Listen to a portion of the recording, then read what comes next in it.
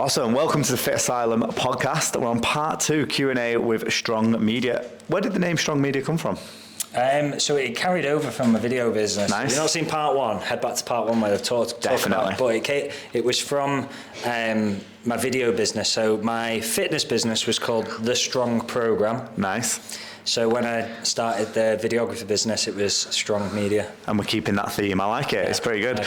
And the first question is, how did you get into videography? When did you first buy your first camera? Yes, right. Okay, so when I started my PT business, I wanted an exercise library. Even before my online business, I got Trainer Eyes. I used Trainer Eyes for my in-person clients. Nice. And I was like, right.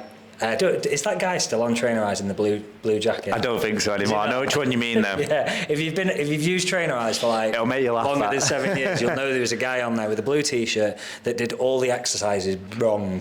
Wrong was the word. I wanted like proper tutorials, so I hired a friend who was a wedding videographer. Nice. Made a cracking wedding video. Nice. Like, great wedding video, but didn't understand what I wanted in my fitness business. I didn't want a cinematic sequence of me showing a deadlift. Yeah. I wanted 300 exercise library videos. Wow. So anyway... Did you make this library then? Yeah, I did, yeah. It was like the first thing I ever did with the camera. Do you look back here like laugh? I've still got the videos. They're not bad to be fair. They're pretty good. So I did it with him. It was a nightmare. I don't even think I ended up getting the videos back. So I went out and bought a camera and did it myself. Nice. So I learned via YouTube how to make and edit these videos, and they were the first videos that I'd started. I'd made Snapchats and stuff before, but I'd never actually filmed something on a camera, put it into an editing software, edited it, and then put it onto my app. And that's sort of how I got into video, and that's when I bought my first video camera, GH4. I was going to ask, what camera was it? Yeah, Panasonic GH4. I'm still with Panasonic. Really? Panasonic S5 too, but yeah, the GH3 I think it was. Brand loyalty. Yeah, I stuck with them. That happens with everything. I've never had a Sony, Nikon. Sony, Canon. Literally, Lumix. It's so weird. If you want to do something. Is that who you'd go to? Yeah, Lumix. I love Lumix. Really? Yeah, fair enough. Them are one. One of my friends is a videographer and he loves them as well. Yeah, they're kind of like a niche within the video. If you're a Lumix fanboy, it's like you're a bit quirky and a bit like similar to golf, isn't it? If you went sub 70 or if you went to Como. Yeah. It's using an edgy brand. Yes, that's a great way of describing it. No, thank you for answering that. That's a really good in detailed answer.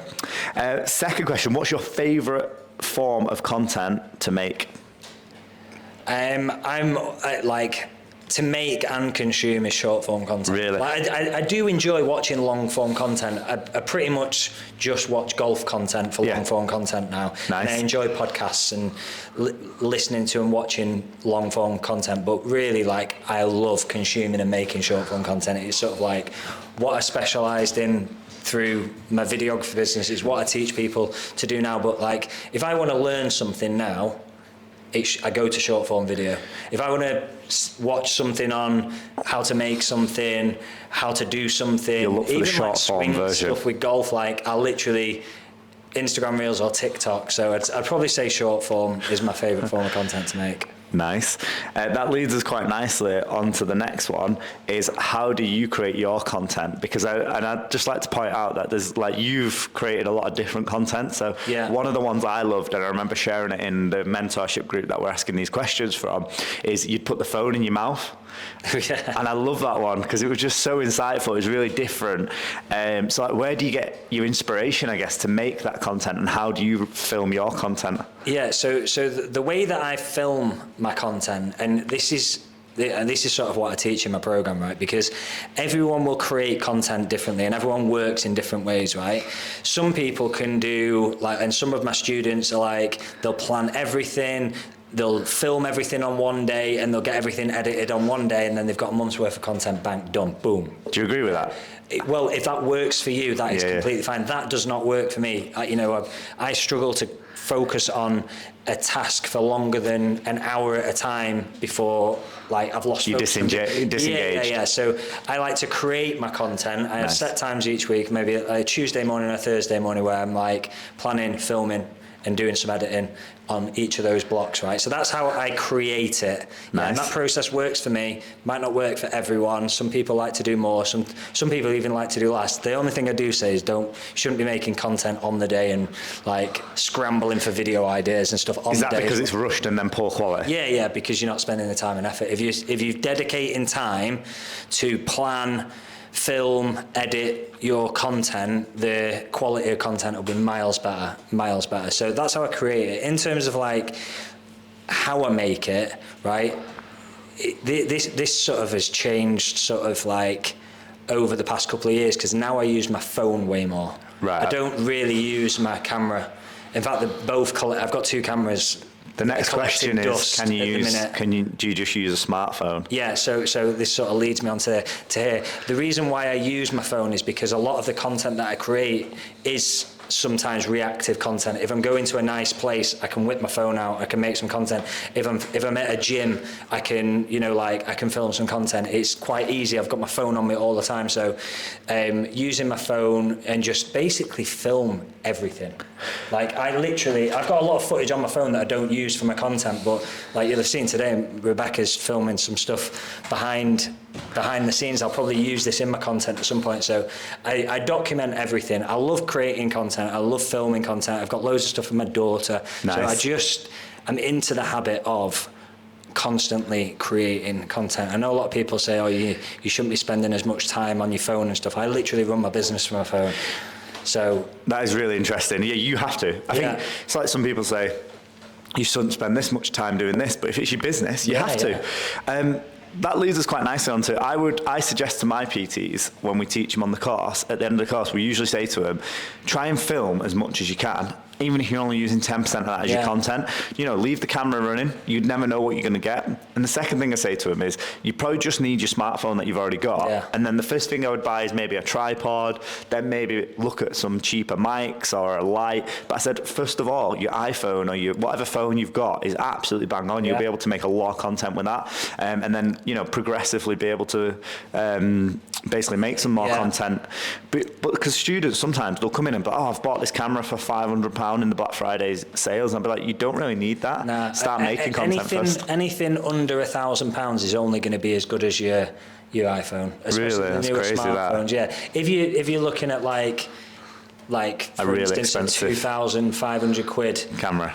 Yeah, it's going to be insane. Camera, yeah, the picture quality will be different. However, it's not going to make any difference to your engagement. Whether you create content from your phone or a cinema camera, it's not going to have any impact on your engagement. What's in the content, that's going to have the biggest impact. Ooh, that's quite poignant. Yeah, I'm going to use that for an Instagram reel. I like it. What would you say is the most important piece of content for a personal trainer? So, brand new personal trainer. Yeah. What would you say the most important content for them to produce is? Social proof. Really? Yeah, well, I said the same thing. There'd be a caveat to that. Are you looking to grow your business or grow your following? Ooh, so what would the differences be? Right, so if you're looking to grow your business, 100% social proof, right? Because it doesn't matter how many followers you've got or how big your audience is. If you're not posting social proof, you're literally not going to pick up clients. By social proof, I'm correct in thinking you mean results, don't you? Yeah, any results. I'm not just talking about before and after photos. No. We've got a lot of coaches in our program that don't share before and after photos. Nutrition, blood results, anything. So for instance, like we have some personal trainers who might be working with people with mental health. So we've got a PT at the moment. Show before and after photos. He's got stuff where he's got videos of people talking about they were going to Andy's Men's Club. He's linked up with Andy's Men's Club. He started doing some fitness classes for him. They're talking about how they've never been to a gym because they're self-conscious and now they love the gym. Yeah. And that's the sort of social proof we can do that isn't the norm. So it's about, I always say to him, niche down into whatever your industry is and whatever your results are going to get, and then try and produce content for that. Yeah, so I'd say if you're looking at growing your business, social proof is going to be the most important. Nice. And in terms of content creators, we've obviously discussed this off pod, but who are your favourites? So I got into watching YouTube videos I had a YouTube channel myself when I had a fitness business. It was focused around food and stuff, but my inspiration for content was the OGs of YouTube, like Max Tuning, love tuning, Christine Guzman, I've met Guzman. Oh, have you? A few times, yeah. When I'd love to go over to Texas and visit the gym. Good. Yeah. So they were like the Steve early, Cook. Yeah, Steve Cook. Yeah. He's playing golf now. Yeah, he is. He's doing a bit of golf. Yeah, he's just got married, hasn't he? Yeah. So they were the original like YouTubers that I'd watch. I also, like, when I had my fitness business, we did some stuff with like Craig Ritchie, who did CrossFit and stuff like that. I got into CrossFit early, and then when Saddleworth CrossFit? Is that sort of the way he was? No. He's at Norwich, sort of. Right. I think he is.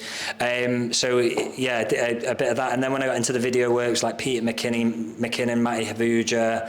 And then, like, now I'll watch more like golf content for long form, like Good, and I think, like, if you are a personal trainer, I think doing some research outside of your scope of practice is really important. Like, when I watch Good's content, I realise how much time and effort the guys that they have editing their videos and creating their videos are just different gravy, aren't they? Yeah. And I know Rick Shields talked about that, and obviously people who listen to this podcast and I'll talk about him all the time. 100%. The way that they do it with the drones and the shot tracers, like that's just different quality, isn't it, to other people? And then everyone had to catch them up, which is really interesting. The rules behind long form content are exactly the same for short form content. Like, the idea and what makes a good video for short form content is getting someone from the start of the video to the end of the video, right? So your retention rate, getting people to watch all the way through, right? It's exactly the same with long form content, is getting people to watch to the end of the video. If you look at like what Mr. Beast does, he does this the best. And if you look at all the creators in long form content that are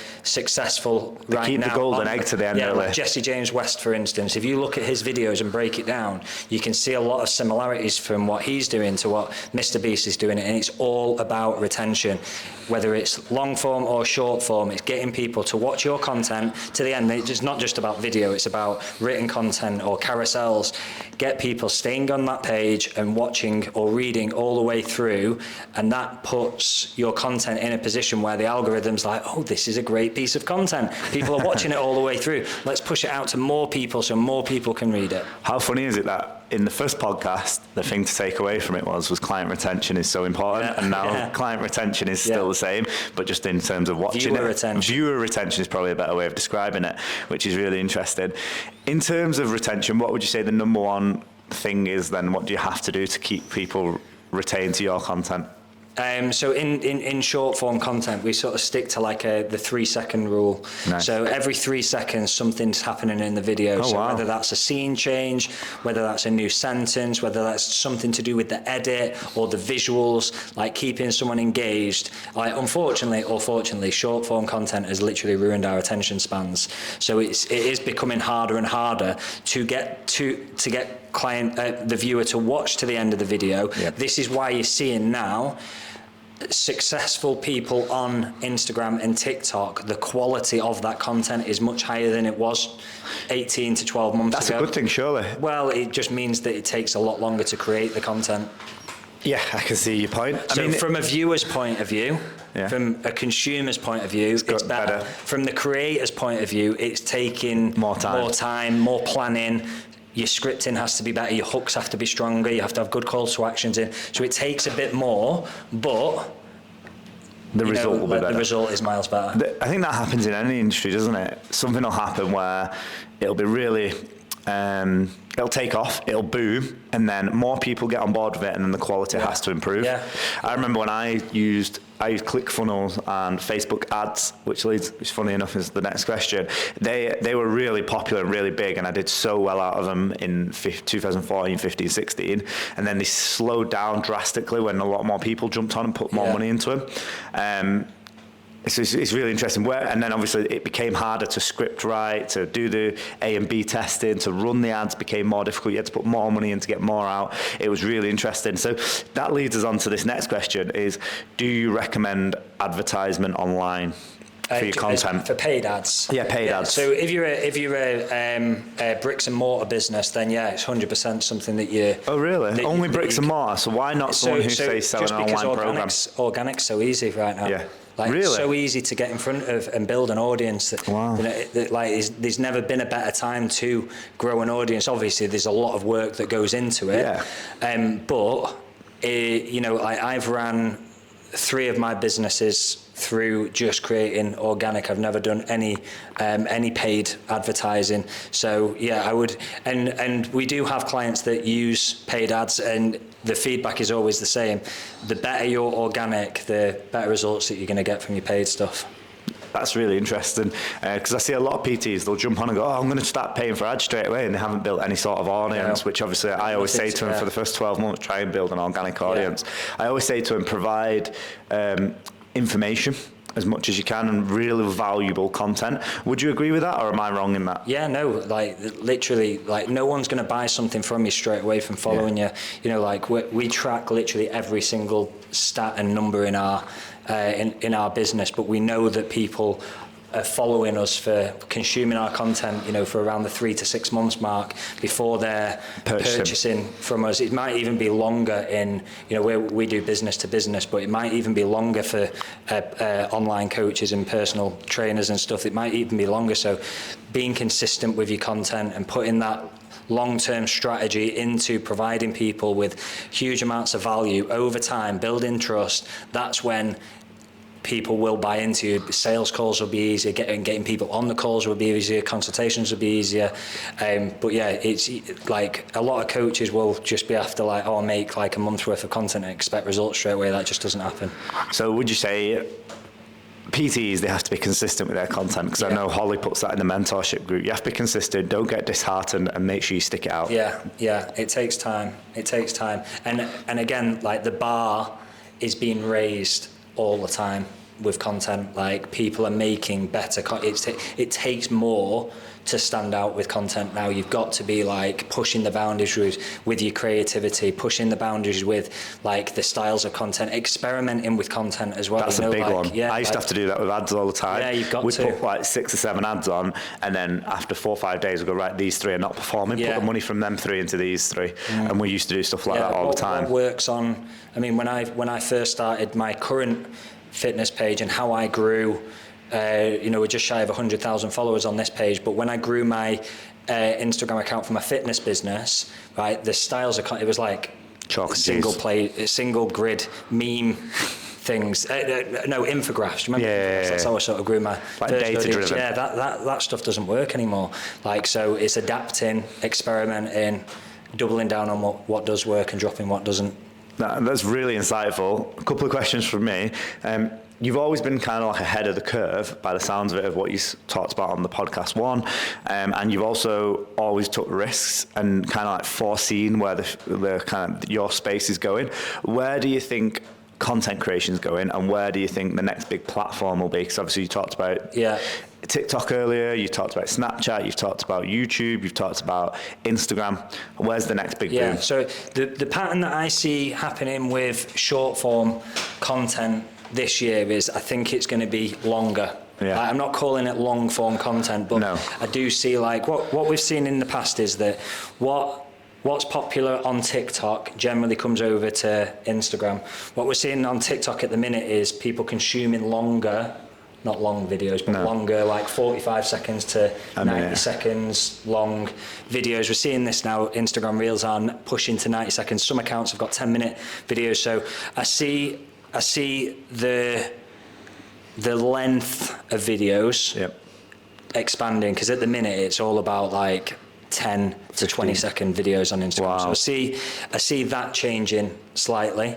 I see it going to a bit more, we'll call it long form, short form content. Yeah. Okay. Medium. A bit more content. story driven content. We're starting to see like a lot of like vlog style content come back, which we haven't seen since Casey Neistat. I was literally thinking that. Because storytelling. Short form content not short form content, Instagram stories and Snapchat killed the vlog era on YouTube, because do you remember like the daily vlog era? Loved like it. Now that is Instagram stories. You can watch your favourite creators on Instagram stories. So that's what sort of killed that off. Whereas now we're starting to see that era come back with like daily vlogging and stuff like that on TikTok. So I see that happening on Instagram and over the next like 12 months. In terms of a new platform, I haven't really seen one that's going to have an impact like TikTok had. How long ago was that now? 5 years?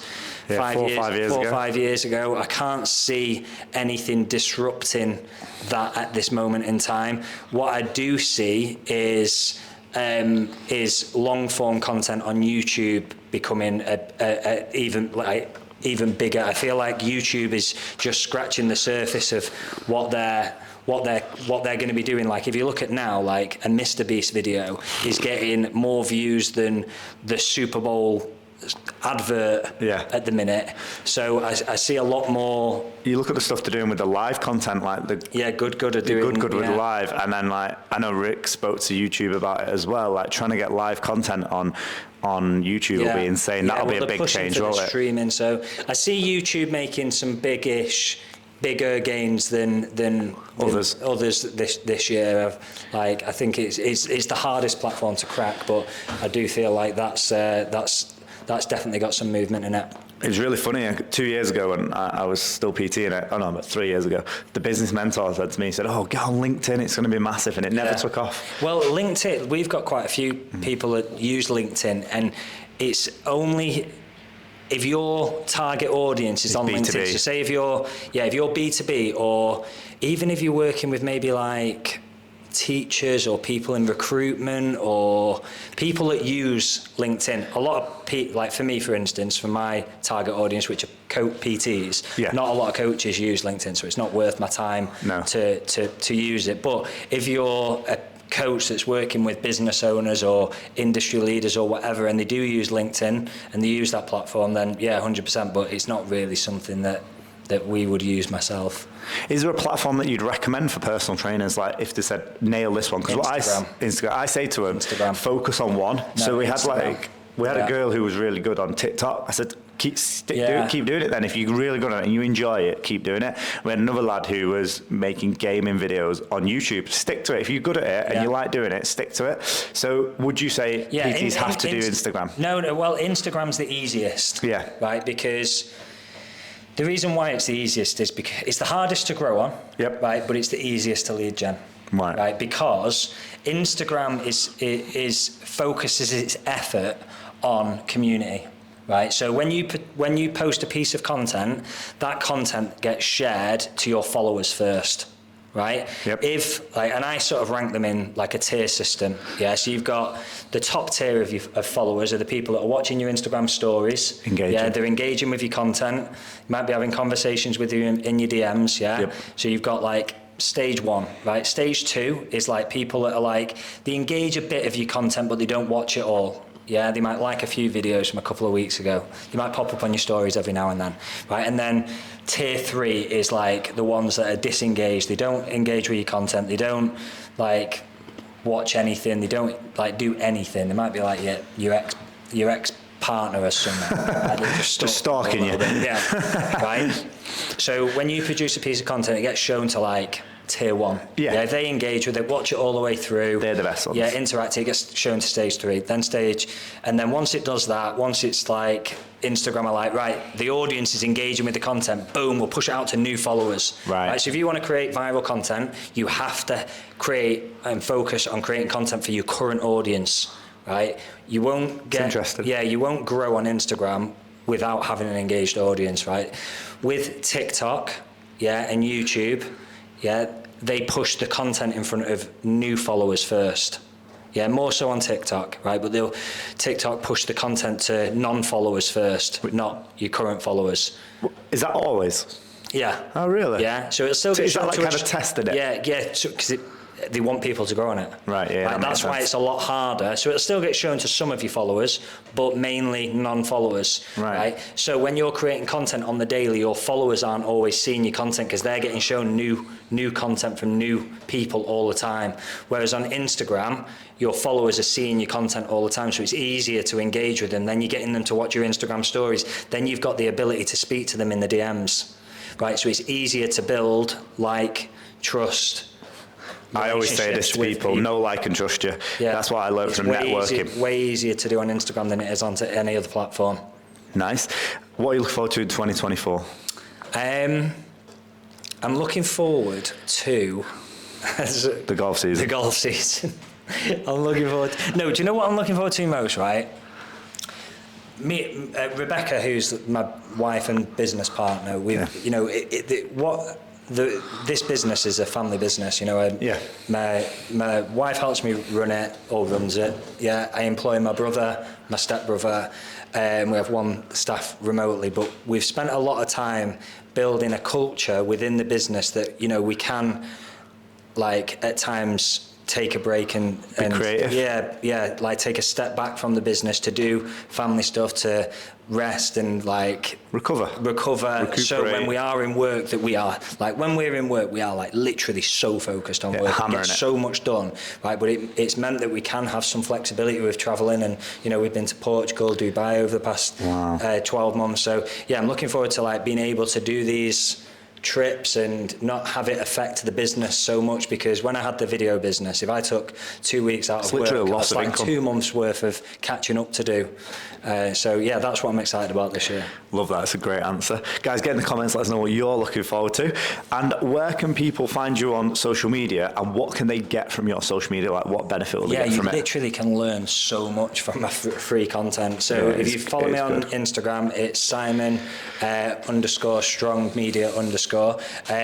If you want to know how to create content, grow your audience, connect with your audience, make sales via Instagram, just drop me a follow, consume some of my content, and drop me a message.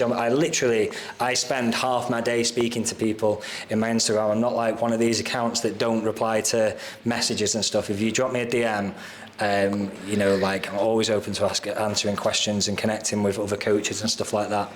No, honestly, Simon comes highly recommended from Holly, from the mentorship, but also other students that have worked with him. And mate, I really appreciate you coming on the podcast. Thank you. It's been so insightful. This has been one of my favourite podcasts. I've absolutely loved it. That's why we split it into 2. Go and check out part 1 if you've not seen it. Go and check out Simon's social medias, and we'll join you for the next one. Thank you very much, Simon. See you later, guys. Yes, thank you. Mate, that was so good. No, cheers, mate. You were excellent. Thank you.